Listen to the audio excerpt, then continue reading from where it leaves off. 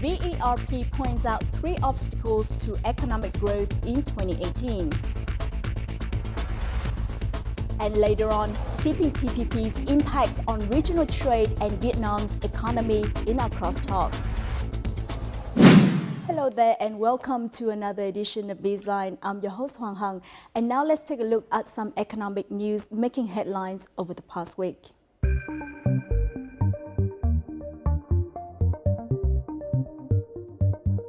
According to Vietnam Institute for Economic and Policy Research, or VERP, GDP growth in 2018 is forecast to reach 6.65%.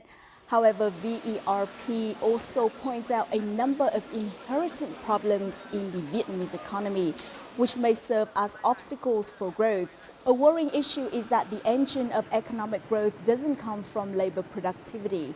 Currently, Vietnam's labor productivity is only a quarter of Singapore's, 1/6 of Malaysia's, and 1/3 of Thailand's. The competitive advantage that comes from cheap labor will soon disappear. Budget deficits and public debt remain high. Meanwhile, dependency on the world's economy and sectors with large foreign investments also pose potential risks for the economy.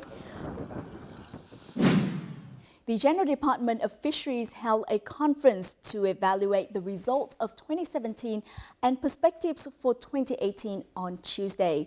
One of the important goals is to strive for export turnover of $9 billion, up more than 5% compared to last year. To achieve this goal, the fisheries sector will enhance the clean and high-tech farming of shrimp and catfish. The sector will provide information equipment for fishing vessels. 28 coastal provinces were required to strictly manage the construction of offshore fishing vessels and suspend licensing of new vessels that use trolling nets. Hotlines between Vietnam and other countries in the region will also be set up quickly to deal with issues at sea.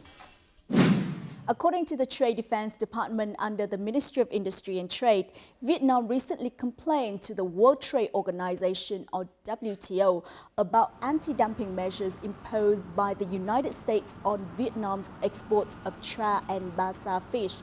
These complaints are similar to the Vietnamese complaints against the U.S. anti-dumping actions against Vietnam's shrimp exports, with the final determination coming out in favor of Vietnam.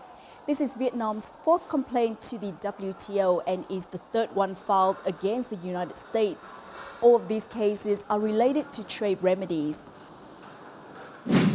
The Vietnam Association of Seafood Exporters and Producers, or VASEP, announced the release of the White Book on Fighting Illegal, Unreported and Unregulated, or IUU fishing in Vietnam at a ceremony held in Ho Chi Minh City on January the 14th. The book, published in both Vietnamese and English, has 5 chapters that provide detailed information about Vietnam's fisheries sector and regulations on IUU fishing and enforcement in the country. The book also featured Vietnam's effort to remove the warning under the European Commission's Yellow Card, the Vietnamese government's long-term action plan against illegal, unreported and unregulated fishing, and recommendations made by stakeholders in the seafood value chain. The book's launch also coincided with a celebration of the fishery sector's completion of its export target of $8 billion in 2017. Governor of the State Bank of Vietnam, Lê Minh Hưng, on Friday revealed that the country's foreign exchange reserves have hit $54.5 billion. This means that the State Bank has managed to buy $2.5 billion within the first 2 weeks of 2018 and $22 billion since the central exchange rate was applied in early 2016. The governor said the record reserves have strengthened confidence in Vietnam's economy, especially for foreign investors' confidence. In addition, liquidity, stable interest rates and lowered lending rates have also benefited from economic activities and businesses. Few complaints have been heard about interest rates. The policy of central exchange rate has made foreign exchange management more flexible.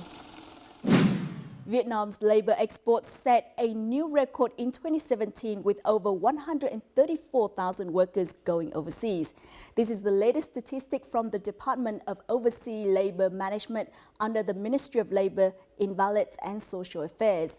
The number of Vietnamese people working overseas have surpassed the sector's target of 28.3%.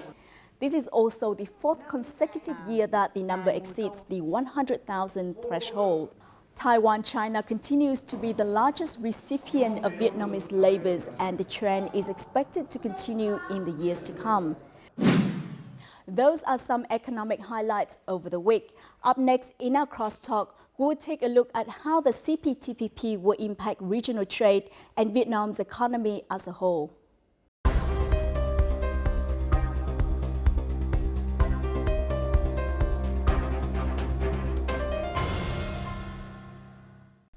The fate of the Trans-Pacific Partnership was in doubt after U.S. President Donald Trump announced the withdrawal of the U.S. from the trade deal. After a number of both official negotiating rounds and private meetings, the other 11 countries failed to reach a consensus at the APEC Summit 2017. But at the APEC Leaders Week held in Da Nang in November last year, they finally agreed on the core elements of the agreement. The Trans-Pacific Partnership was officially renamed as the Comprehensive and Progressive Agreement of the Trans-Pacific Partnership, or CPTPP. This has drawn great attention as it is set to boost trade and integration within the region and to soon realize the deal. In this week's edition of BizLine, we will take a further look at the issue and how CPTPP affects Vietnam. But first, let's see what the difference between the CPTPP and the older version of the TPP in the following clip.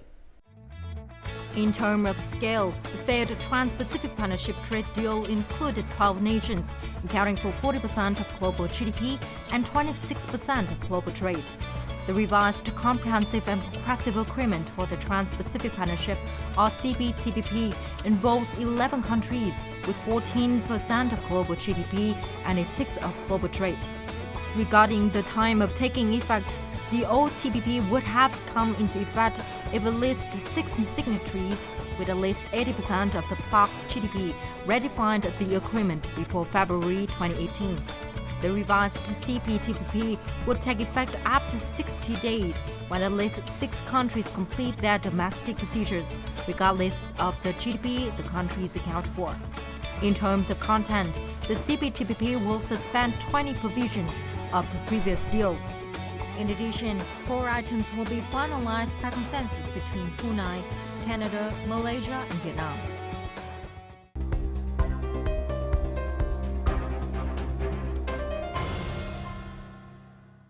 In order to take a further discussion on how the CPTPP affects the regional trade as well as Vietnam as a member country, we have invited to our studio today Dr. Võ Trí Thành, former Deputy Head of the Vietnam Central Institute for Economic Management.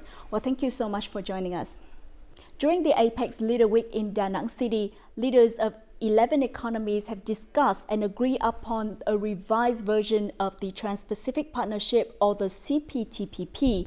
Can you clarify a little bit about the progressive part in that name, comprehensive and progressive? Progressive meaning there's maybe a gradual process. Until now, don't know yet, what day CPTPP can be concluded. But I hope, and many leaders also hope, CPTPP can be concluded and soon to be ratified by 11 countries. What is the significance of the CPTPP now the U.S. is no longer in the picture? In terms of the impact on trade, investment, GDP, maybe not so significant, as in the case U.S. is a member of TPP, because U.S. account for more than 60% of the GDP of the whole country for the original TPP. One estimation shows that CPTPP can have impact on the all 11 countries, just maybe about less than 15% of the impact originally original TPP can have impact.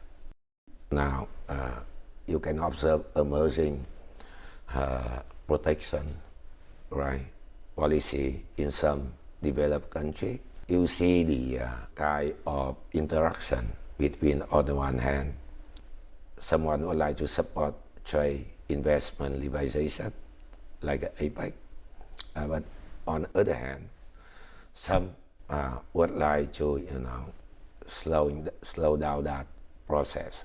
No say about protectionism, right?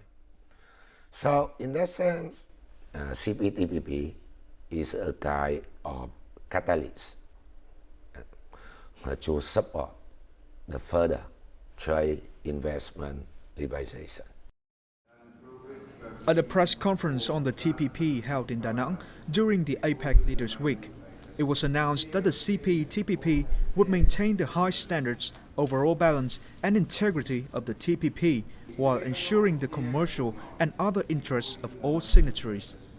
The agreement on core principles of the agreement has underlined Vietnam's role in promoting multilateral free trade agreements.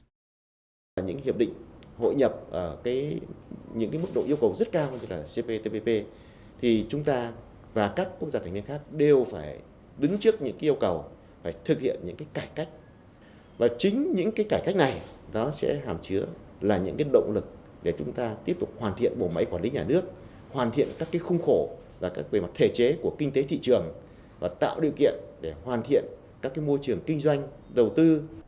Focus that Vietnam put on trade is fully justified given the integration in the region, where 60% of the trade happens between Asian countries. So it's a good leading role that the country has played in as APEC leader, and it's clearly being successful given what has happened with TPP 11. Experts say that the CPTPP should have a good impact on trade between member countries even without the US. Khối này có khoảng 475 triệu dân và chiếm đến 14% GDP toàn cầu và 10% thương mại toàn cầu. Thì rõ ràng khối vẫn tiếp tục đóng một vai trò rất là quan trọng. Cái thứ hai là cái tinh thần của hiệp định CPTPP thì nó vẫn giữ cái chất lượng và cái yêu cầu tương đối cao như là TPP trước đây. According to the Wall Street Journal, the agreement is a big plus for economies pushing for multilateral trade in the context of rising protectionism in many parts of the world.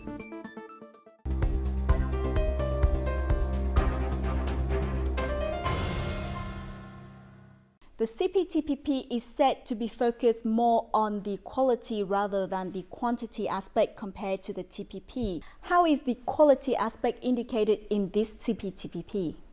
CPTPP continue to keep the high quality of the original TPP. What do you mean by high quality? There's not just about liberalization, the level of liberalization of trade, investment, services. That's about high standard. That's about the commitment related to behind the border regulation. So basically, that's about institutional reform. And with the institutional reform, that can have very significant on the economic activities, on the SMEs, on the development in general. Vietnam is said to benefit the most from the original TPP, but now as the US is no longer part of this trade deal, what benefit can the CPTPP bring to Vietnam? US is a very big market and a very important investor for Vietnam. In the US, you know now, the market number one for Vietnam export. So without US in the CPTPP, there's very sad news a little bit, right? Otherwise, TPP can have very big push for trade, investment, and GDP Vietnam. And many estimate that Vietnam, as the country, the most benefited from the original TPP. The impact become much less compared to those of the original TPP, but still quite significant. But more importantly, CPTPP, that's about the institutional reform. Vietnam now at the turning point, right? We need to have a new way of development based more on productivity, innovation, right? So TPP is about reform. So that's important for Vietnam. That's essential for Vietnam in the next phase of development and integration. One of the most notable features of the CPTPP is that 20 conditions of the trade deal will be delayed to be implemented. How will this affect Vietnam? We keep the high quality of TPP, but this also should take into account the specific condition of each country. So for Vietnam, maybe the cost of implementation may be like a condition related to IPR, maybe a little bit high, and implementation process may be somehow difficult for Vietnam. Does not mean Vietnam, eliminate that condition, but Vietnam may require longer time, right? So we have enough time to prepare to implement smoothly on the condition.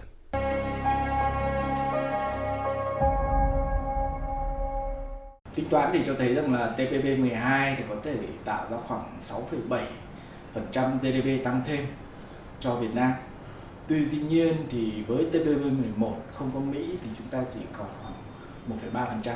Không có Mỹ thì thực ra Việt Nam cũng không có nghĩa là Việt Nam đang gọi là chịu quá nhiều cái thiệt thòi, bởi vì là Việt Nam, các cái doanh nghiệp Việt Nam vẫn được hưởng cái mức thuế phổ cập ưu đãi mà Mỹ dành cho các nước đang phát triển. Chúng ta vẫn có thể là đẩy mạnh thúc đẩy quan hệ thương mại, đầu tư và hợp tác khác đối với 10 nước còn lại, và đặc biệt là những cái nước mà giữ vai trò quan trọng trong khối như là Nhật Bản, như là Úc, New Zealand, Singapore hay là Malaysia trong khu vực.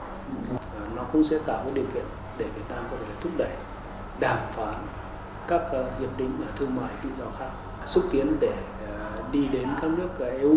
Cái ràng buộc với các quốc gia nó cũng có vẻ mở hơn, phù hợp với cái năng lực trình độ của cái doanh nghiệp Việt Nam. Ta có những cái lợi thế về hàng hóa sản xuất trong nước Việt Nam, về những cái giá thành sản phẩm, đặc biệt là đối với hàng nông nghiệp, nông lâm nghiệp, về một số cái loại hàng mà thủ công mỹ nghệ. Ta khẳng định luôn là ta có lợi thế. Tôi khẳng định Việt Nam sẽ là cái nước có cái khả năng xuất khẩu dệt may vào cái nước trong thành viên TPP thế hệ mới lớn nhất. Chúng ta sẽ có những cơ hội để phát triển vào một số thị trường trước đây khó hơn, thì bây giờ có điều kiện tốt hơn. Canada hay Úc hay là New Zealand chẳng hạn.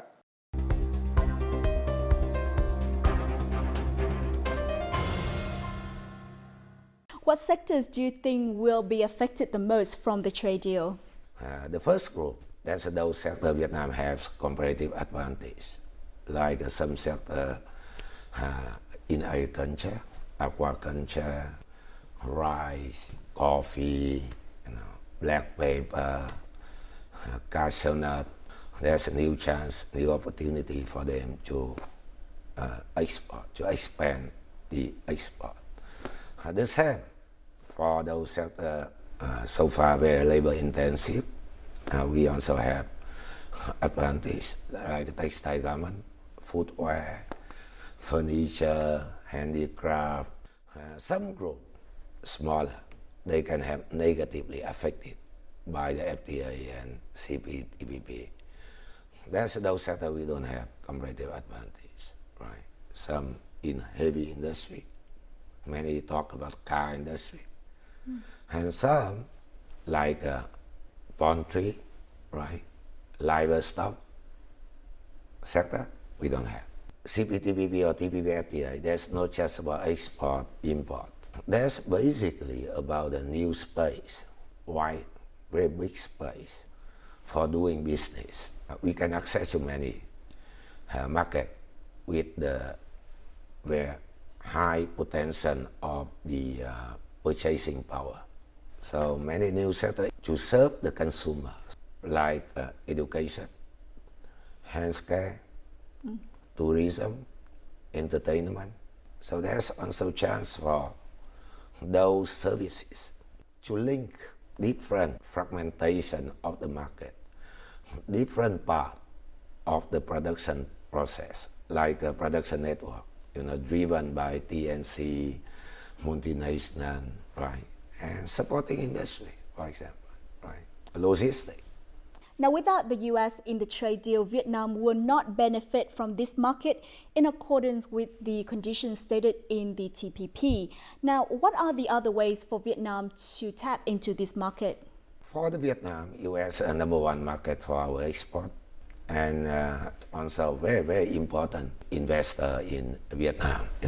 We can have very big room to strengthen that potential. Right. Number one, we have BTA with the U.S. We have TIFA, trade investment framework already have.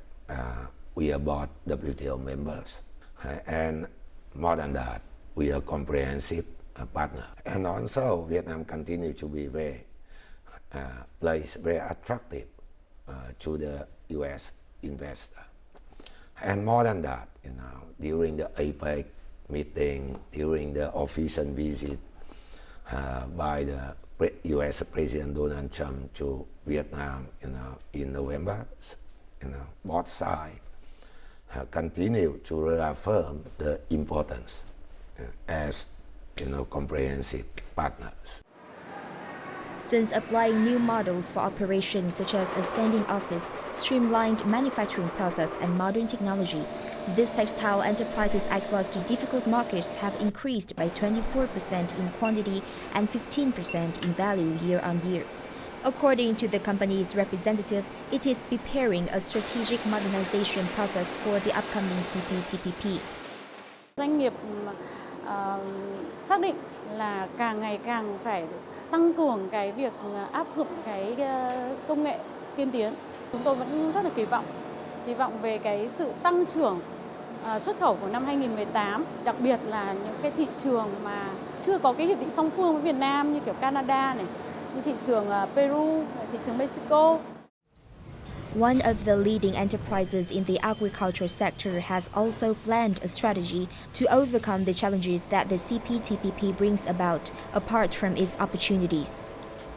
Cái sự cạnh tranh về giá chắc chắn trong thời gian đầu doanh nghiệp Việt Nam sẽ khó cạnh tranh về giá, nhưng tôi tin tưởng với cái sự lợi thế vùng, với sự quyết tâm của doanh nghiệp thì chúng ta sẽ tìm ra được những mặt hàng chủ lực và hình thành vùng nguyên liệu và sản xuất tập trung theo đơn hàng của quốc tế.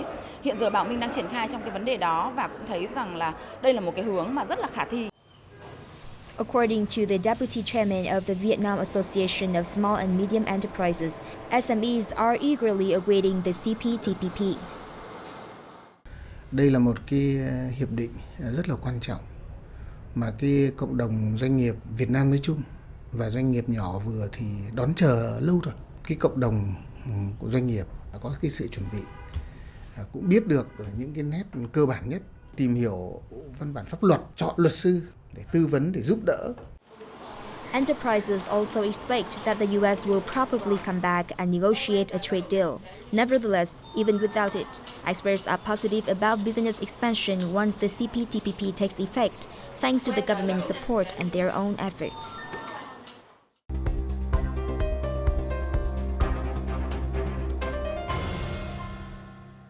In your opinion, what should Vietnamese enterprises do in order to fully tap into the potential of the CPTPP and also its member economies? Number one, you should know where you are, right? If you're in the group of the sector, you have competitive advantage.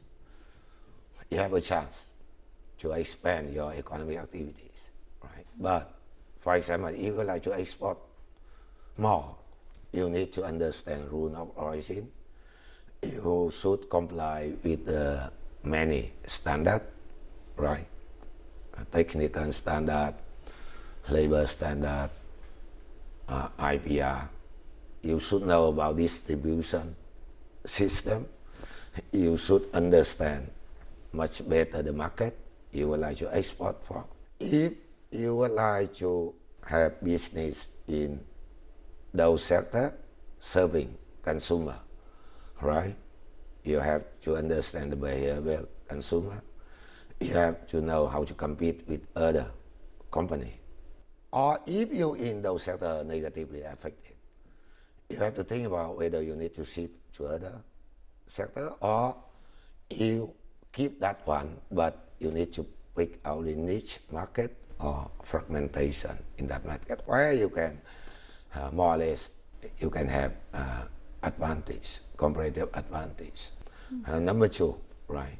FTA, CPTPP about the reform.